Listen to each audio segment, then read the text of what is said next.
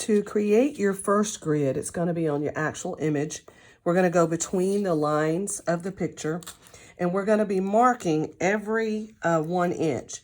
So when you're looking at a ruler, some rulers will start where you start counting on the end, and each line, the longest line on a ruler when you're on the side that's marked inches, is your inch mark.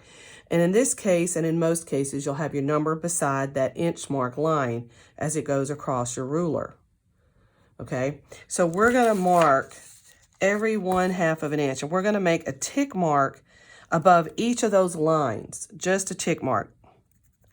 And that's going to guide us as we do our lines so that we can ensure that they're straight. Now, you could end up with a little extra space here, and that's fine. That just means you won't use that if it's not a full inch.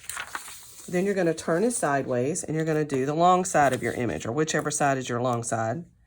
And you're going to do the same thing again. Everywhere you see that longest line beside that number, that's your 1 inch, your inch mark. And you're going to mark wherever you see those inch mark lines. This is the easy way. Now, if that does confuse you, you can always pick your ruler up. You can always slide it to that mark and make a mark. Slide it to the end of the ruler, make a mark at the number 1. Doing it this way, you're learning that each of those lines is an inch, and then you mark them. Then we're going to draw our grid, and if you will use the edge of your paper, that'll ensure that you have your lines straight. And you're just going to go from that tick mark across. Again, if this is not comfortable for you, feel free to turn your image. You need to do what works for you and hold that steady no matter what. Now, if I'm doing it that direction, I want my paper here because I want that ruler to be on the edge here because I don't see it because I'm not leaning over my paper.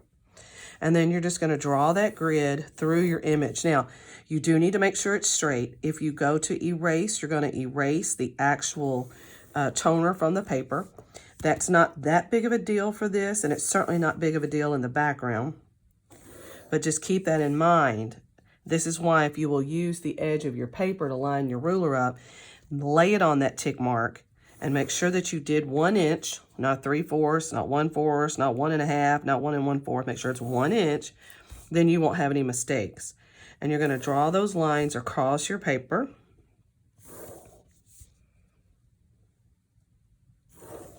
And then you're going to do the same thing with the top, or whatever your other edge is. So that depends on you. And you'll end up with a 1 inch by 1 inch grid. So it will look similar to this one across your paper. Then, to make it easier to transfer to your next paper, you need to do your numbering and your lettering so you can work square by square.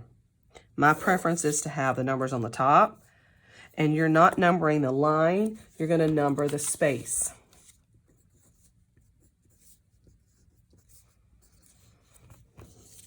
And then I had that one little mark here.